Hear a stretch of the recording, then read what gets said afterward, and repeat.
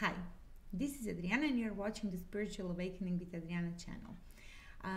Today, I will be talking about a very controversial topic that has been in the media a lot in the last few years, whether we live in the simulation. And I read an article in The Guardian the other day where they talk about it, and I would first like to tell you more about that article. I will also comment throughout and give you some of my ideas. The title of the article is Our World of Simulation? Why some scientists say it's more likely than not. So the article talks about Elon Musk and his well-publicized belief that the chances that we do not live in the simulation are 1 in a billion. He just loves that theory. And also they mentioned that even French philosopher René Descartes has some ideas in that direction with the evil mind and some of his thoughts. We also know that Nick Bostrom, physicist, famously concluded that members of an advanced post-human civilization with vast computing power might choose to run simulations of their ancestors in the universe.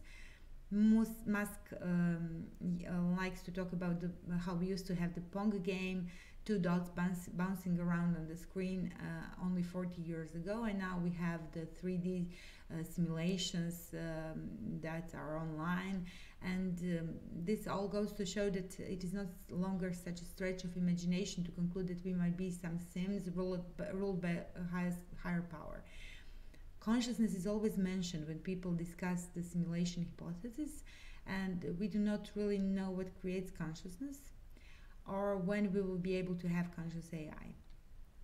They also mentioned that reasons to believe that the universe is a simulation include the fact that it behaves mathematically and is broken up into pieces, the subatomic particles, like a pixelated video game, and even things we think of as continuous, like time, energy, space, have a finite limit to their size.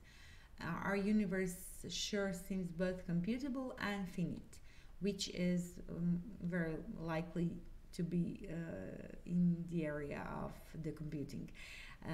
One professor from MIT said something interesting. In order to make the argument in the first place, we need to know what the fundamental laws of physics are where the simulations are being made. And if we are in a simulation and we have no clue what the laws of physics are, what I teach at MIT would be the simulated laws of physics. And this professor is against simulation theory. He thinks that it's not likely. But I'm asking myself, what would be so bad about it? The very fact that we might be only aware of the simulated laws of physics and aware only of reality that is simulated is not bad by itself. Who are we to know the absolute truth? Humility and gratefulness go such a long way, and I used to play The Sims, and little Sims seemed quite grateful to me when I would do something that was nice to them. This part of the article was very interesting. Terrell, a scientist at NASA's Jet Propulsion Laboratory, believes that recognizing that we are probably living in a simulation is as game-changing as Copernicus realizing that the Earth was not the center of the universe. It was such a profound idea that it wasn't even thought of before as an assumption, he said. Before Copernicus, scientists had tried to explain the peculiar behavior of the planet's motion with complex mathematical models, and once they dropped the assumption, everything else just became much simpler to understand. That we might be in a simulation, the same scientist argues, is a simpler explanation for our existence than the idea that we are the first generation to rise up from primordial ooze and evolve into molecules, the biology, and eventually intelligence and self-awareness. The simulation hypothesis also accounts for peculiarities in quantum mechanics, particularly the measurement problem, whereby things only become defined when they are observed. For decades, it has been a problem. Scientists have bent over backwards to eliminate the idea that we need a conscious observer. Maybe the real solution is you don't need a conscious entity like a conscious player of a video game, he said. And also, there is one interesting thing in the Bible. It just dawned to me the other day. In the Bible, when the God says, okay, so now I will wipe you all out because you have been bad, it sounds to me a lot like a programmer that is just like destroying the program and starting all over again. So basically, being conscious player of a video game, having God as a programmer or something like that, is a very, very entertaining thought. They argue also in article how can this hypothesis be put to the test. On one hand, neuroscientists and artificial intelligence researchers can check whether it's possible to simulate the human mind. And so far, machines have proven to be good at playing chess and Go and putting captions on images. But can a machine achieve consciousness? We don't know. It is not that we know, but we don't know. For the scientists, the simulation hypothesis has beautiful and profound implications because first, it provides a scientific basis for some kind of afterlife or larger domain of reality above our world. You don't need a miracle, faith, or anything special to believe it. It comes naturally out of the laws of physics if we are living in a simulation. And second, it means that we will soon have the same ability to create our own simulations. We will have the power of mind and matter to be able to create whatever we want and occupy those worlds. I don't know you, but I know about how I love reading about stuff like that. I believe that expanding our consciousness and us as human beings comes from being open to new ideas and not being victim to our programming.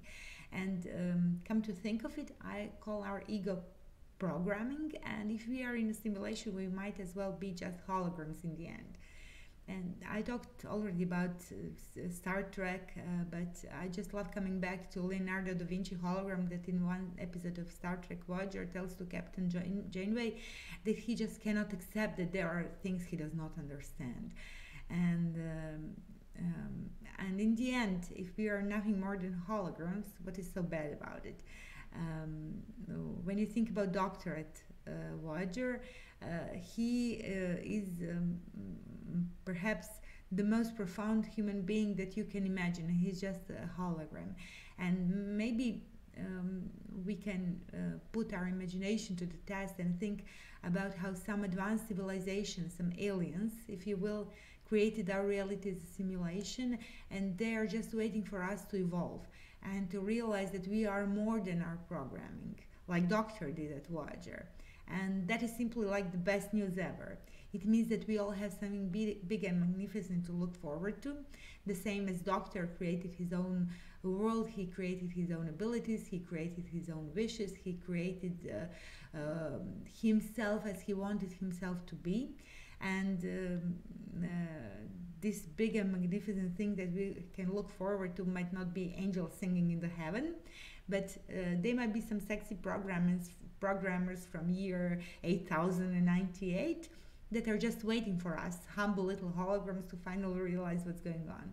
And this would also explain reincarnations, and they would be just different lives in which we were evolving in the past. And when you think about all of this, this would be a really appropriate topic for you to engage your mind with during your spiritual awakening, especially if we are living in a simulation. I don't know if we are. I mean, maybe this is all just some people that have lots of imagination, thinking about lots of interesting stuff and trying to explain things that we still cannot explain. In physics and in life in general, there are so many topics that we are just clueless about.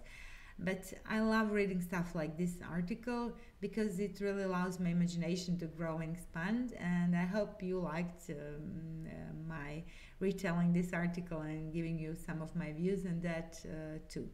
If you liked this video, please hit a like to it and subscribe to my videos.